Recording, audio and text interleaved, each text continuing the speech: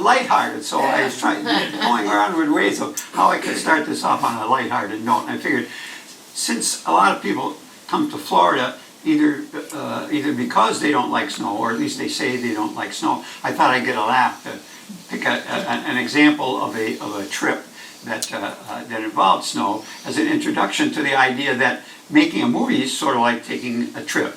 And just as in a real trip, I would call this a very cool trip. Nice little pun there, as you might know. And it's not quite as silly as it sounds, because all good... This is... This is me in 2006 out in the Canadian Rockies. My wife and I went out there to do some cross-country skiing. And you know, any trip like this involves not only the physical travel and the physical experience of being there, but also the fun of mentally planning it, organizing it, and then the thrill, the emotional or spiritual thrill, or just the joy of the scenery once you're out there. Well, filmmaking goes through some of those same steps.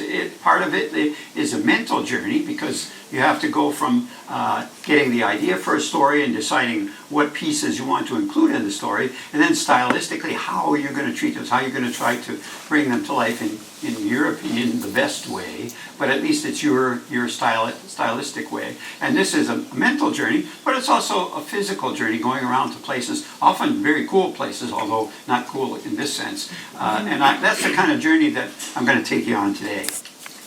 I first heard about the Smyrnea colony from my friend Donna Dean Miller, a lovely lady who unfortunately is no longer with us. But at the time, she was very active in conservation and preservation activities here in New Smyrna Beach. And also, she was a very enthusiastic archaeological field volunteer. You'll see her in action in a moment here. But she was very fascinated by the Smyrnea colony story and all this new information, and almost a revelation in how we were going to look at the colony in the future, as opposed to the way that it had been looked at by historians in the past.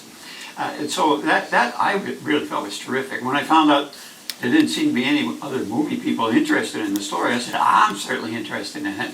And she was enthusiastic about it as well, brought it to the museum folks, and they put together a grant proposal. And while we were out cross-country skiing, lo and behold, the grant came through, and that spring we started production on the movie. Now, my take on making documentary movies is a sort of old school in a way, and it can kind of be summed up, or used to be summed up, in the little aphorism: tell the audience what you're going to tell them, then tell them what you told them. Well, it sounds kind of silly, but the idea is that you want your audience to keep track of the big picture of the story. Not everybody either cares about that level of detail or is capable of remembering all this stuff that's going to be thrown at you. Unlike a book, you can't go back and, well, now you can rewind your machine, I suppose, but you can't normally go back and revisit stuff in a movie. So there's a lot of factual information that's coming your way, and it really helps, I think, to have a good overall idea of what the movie is going to be like in the beginning, so you can plug these things into it. It has a couple of benefits for us. If you have no interest in the subject, you know that right away, and you can either go to sleep, change the channel, or do something else, and not bother the other people in the audience by snoring or something like that. And also, if you are interested, it sort of whets your appetite for what's going to come. And this is the way I tried to whet people's appetite back in the day.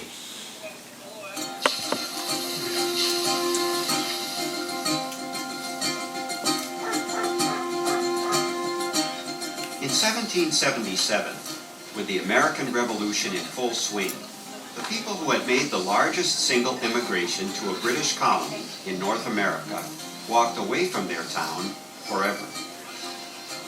It happened not in Massachusetts or Pennsylvania or Virginia, but in Florida. The settlement was called Smyrna, named after an ancient city in what is now Turkey. Years went by, buildings crumbled, memories faded. When people built houses here in the 19th century, they found old foundations and wondered what that earlier town was like. Over a century later, with some hard work and some incredible luck, we are finally answering that question.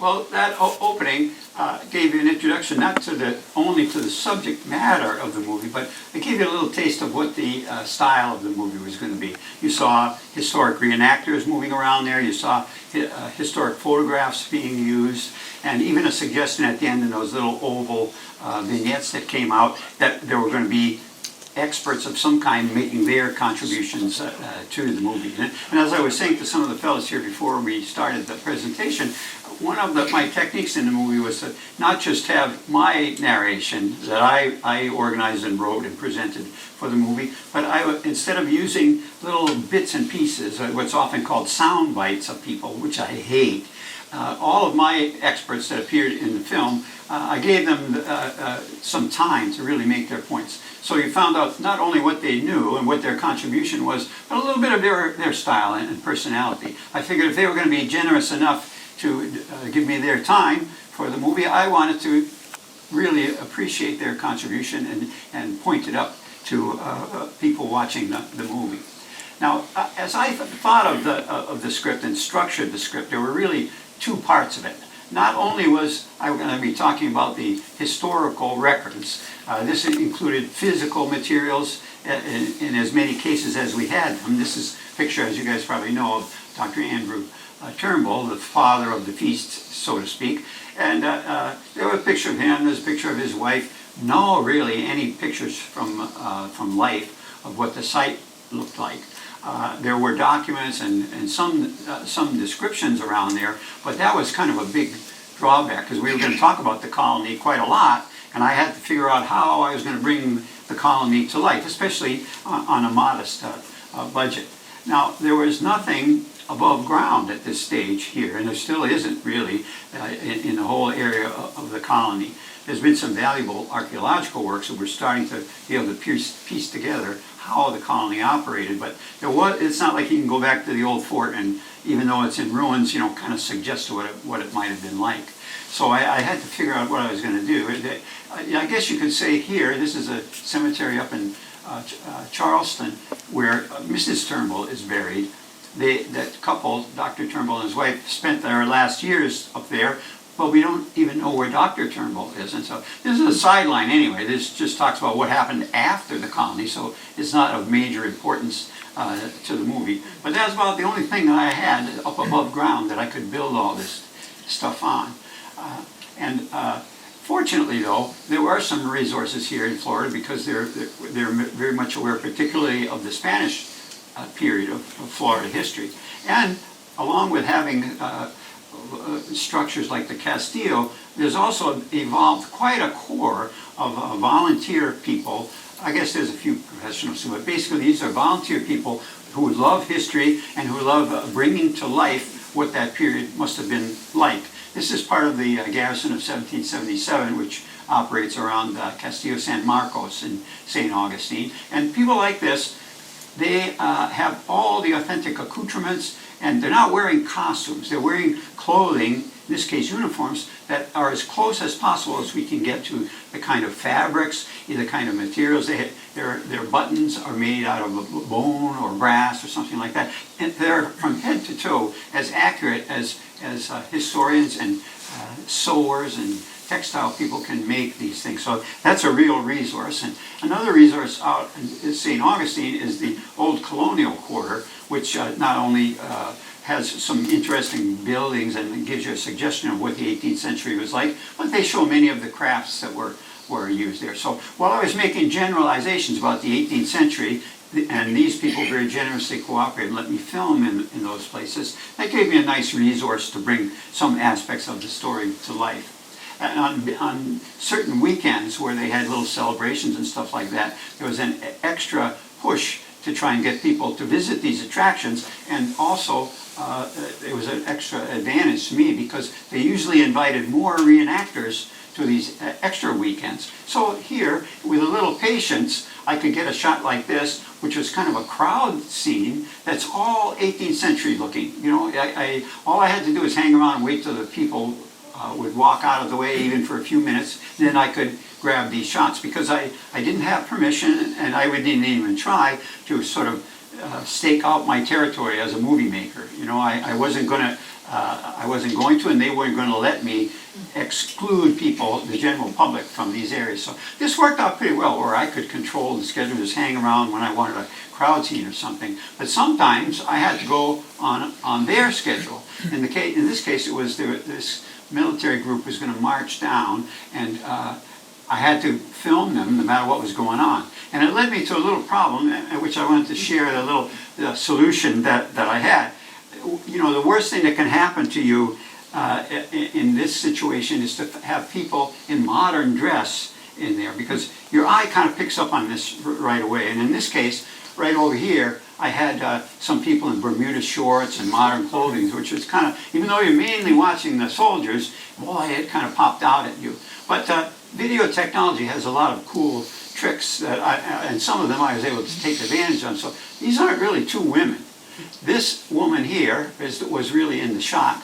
And in order to block out people over here who were wearing shorts and stuff, I copied her and some of that bush behind her, pasted her back in here, made it a little bit bigger, and put her, changed her rhythm, slowed it down or speeded it up. So otherwise they would look like they were marching along. It would look like she and her sister, who was really her again, her clone, they'd be marching along in step. So in order to avoid that, I was able to throw it out of sync. Now, the movie only features this for just a little bit, and I think you'll agree that you never really would notice the background.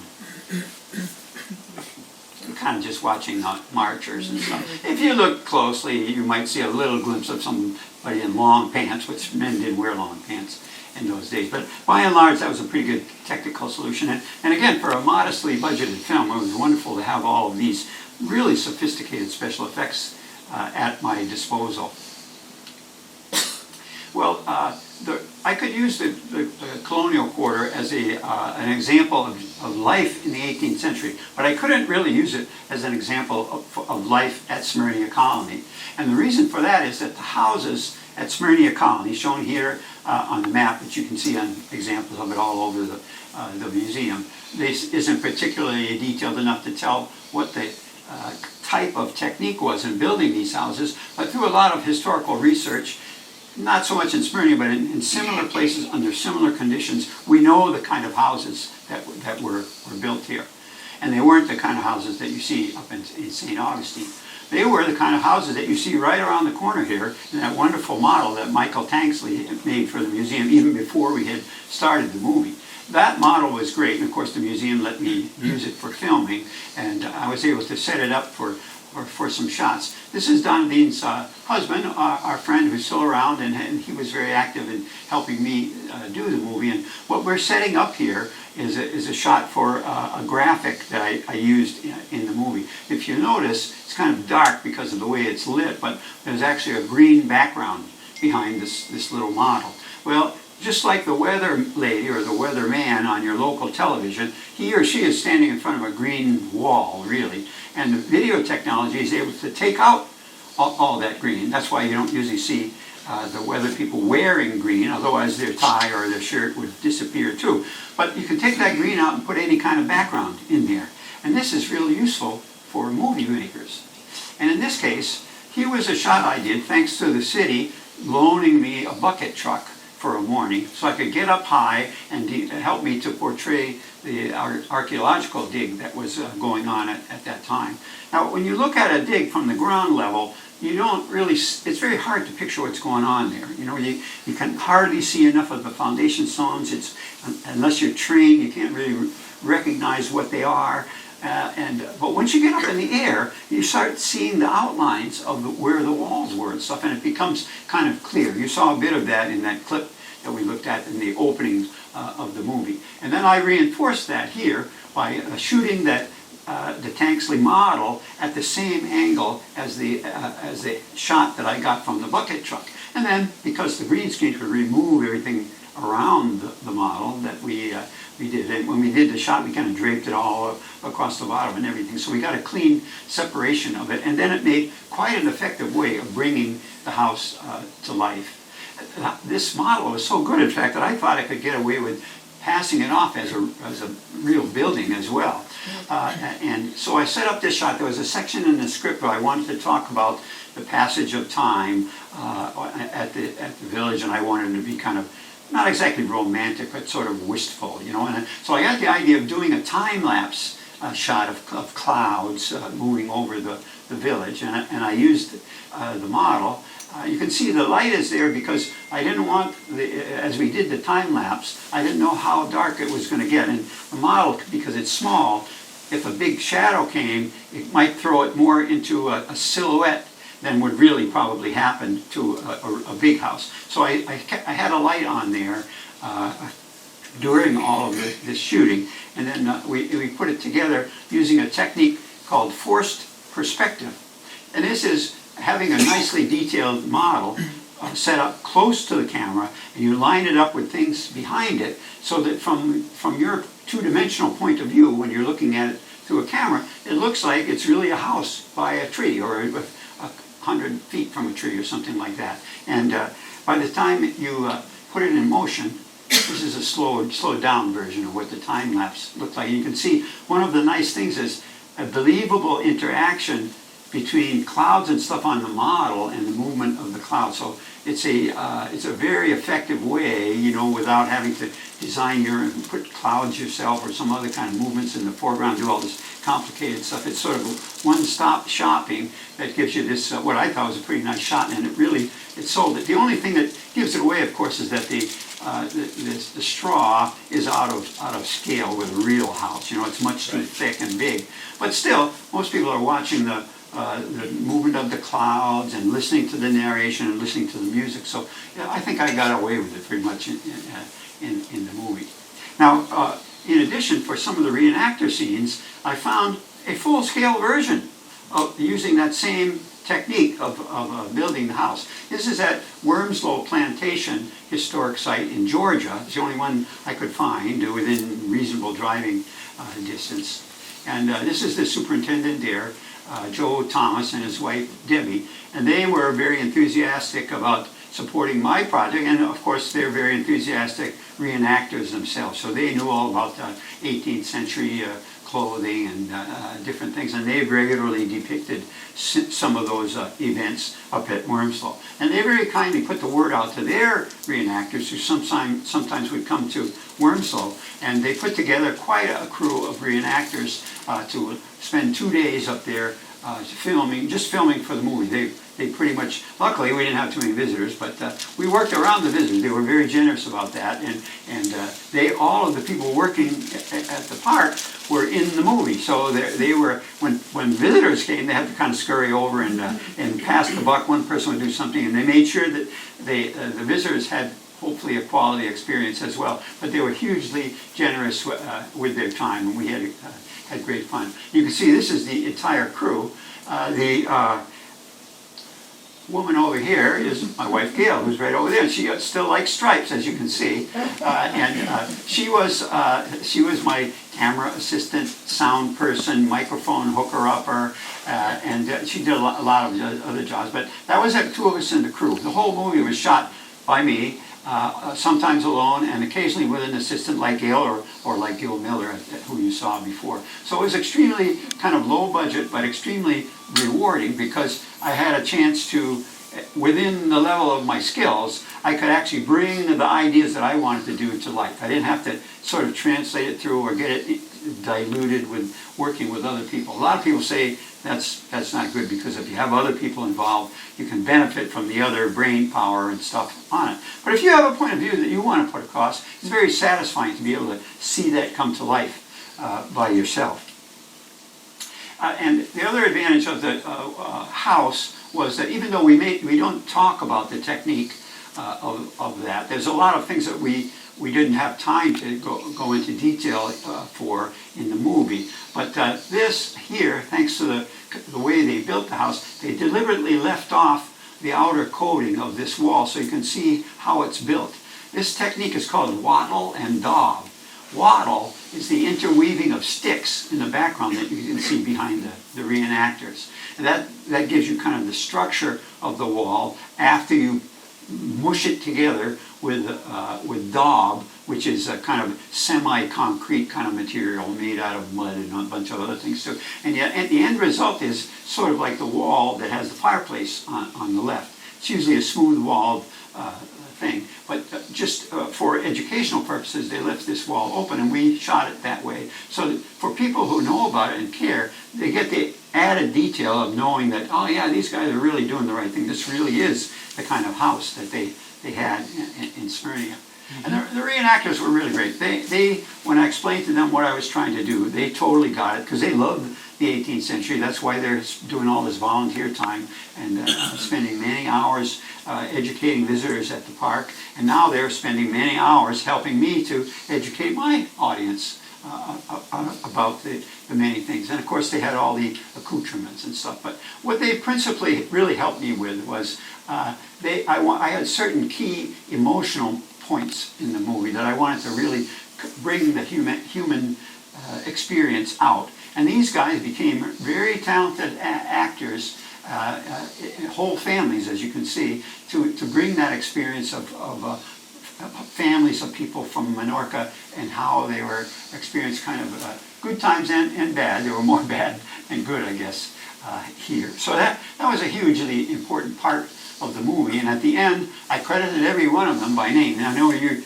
probably have seen modern movies where you got tons and tons of people at the end. You don't have time to read all of those, but I always sit through all of those credits, because in many cases that is the only public acknowledgement people get for many hours of working on a movie. Maybe these guys didn't work as many hours as somebody on a feature film, say, but they certainly proved invaluable and made a major contribution to my movie. So I wanted to put them all up there. If you're watching one of my movies and I'm in the room, we're not turning the lights on until every one of those credits rolls by. Even if you go to sleep, that's the only time that these people's names get out there. And there was another interesting thing. I don't talk about all the technical aspects, and certainly not the cinematography of the style, but there was one shot that everybody pulled off that was really tricky to do, and it was really important to the film. I wanted to do what we call a tracking shot, the camera moving along with all these feet trudging along to represent the abandonment of the Smyrna colony and these people heading off to throw themselves on the mercy of the governor. Now, even in these days, and back in 2006, it wasn't that easy to do a quality moving shot over uneven terrain. It was really tricky. But these guys had a kind of a golf cart kind of thing that they used for running around the park.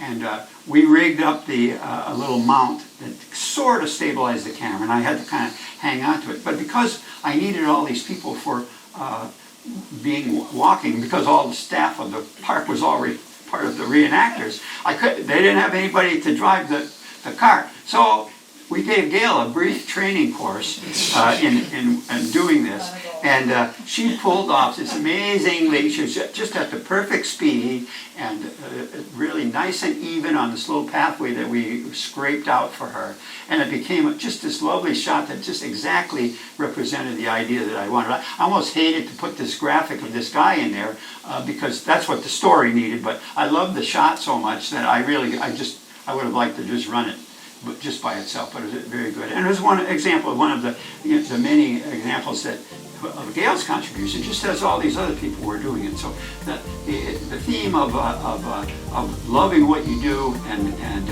being willing to go the extra mile is very important, was very important to us in making this movie. Join us next time for part 2 of our conversation with George Sibley. We'll follow George overseas as he visits Dundee, Scotland and Port Mahon, researching the mysteries of the Turnbull settlement.